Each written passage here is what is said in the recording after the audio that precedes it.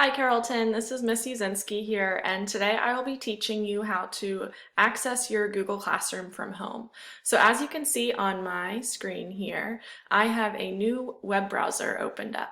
So I'm using Firefox. You can use Chrome, you can use Safari, whichever works best on your device. The first thing I'm going to do is type Google Classroom directly into the search bar. The next step is to select Google Classroom.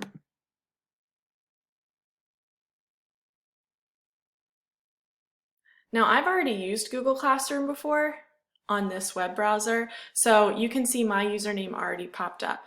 I'm going to go ahead and click on Taylor Uzinski, and then you'll see that my username and my password pop up yet again.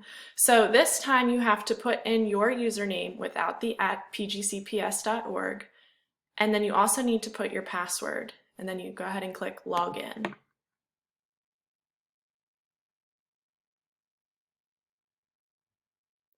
We have now entered my Google Classroom. So as you can see, every class that I am a part of pops up.